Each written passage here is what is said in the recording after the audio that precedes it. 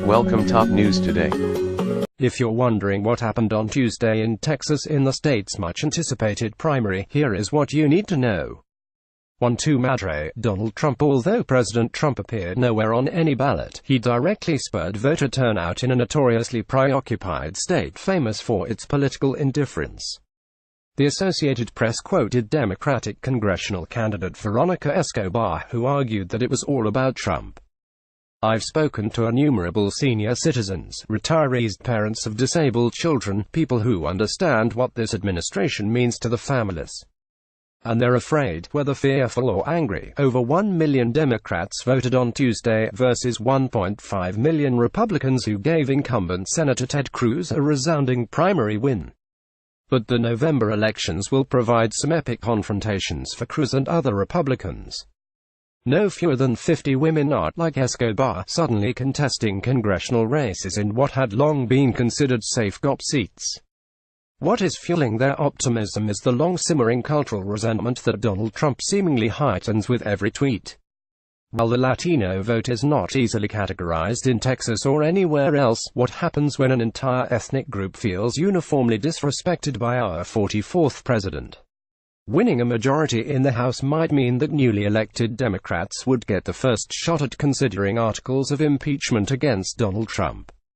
2. Money still talks. The other headline grabber on Tuesday night was the upset win in the Democratic primary by newcomer Joe Gonzalez over Barrow County District Attorney Nico LaFord. Democrats clearly sensed that Trump's frequent disparaging of Mexicans could help them transform Texas from red to blue. An important first battle, inflicting a stinging defeat on Nico LaFord, sending a strong national signal as well as rallying the base. For one thing, Nico was always more popular with Republicans than Democrats. For another, he talked more like a preacher than a politician, an outspoken evangelical Christian as likely to be seen addressing Bible classes as political gatherings. In addition to such obviously unsettling beliefs, Democrats also remembered something else.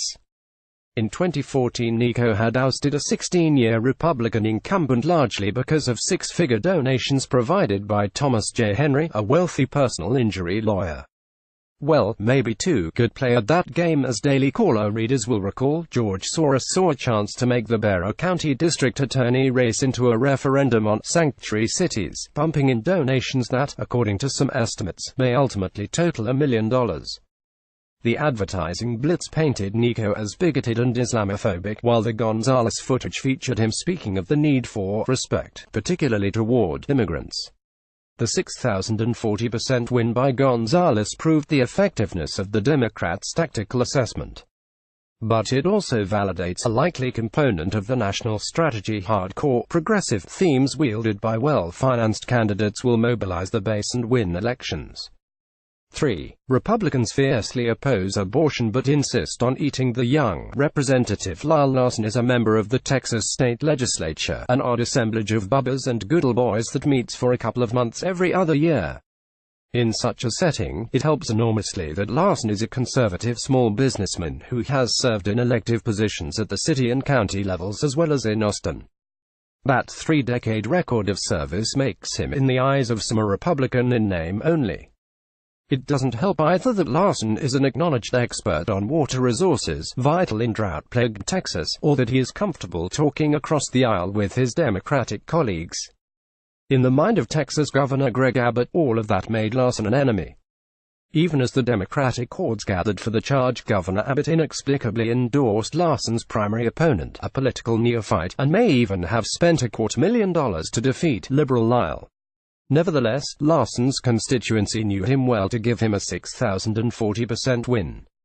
His victory statement tactfully pointed out that Governor Abbott hadn't done himself any good by coming after me in Barrow County.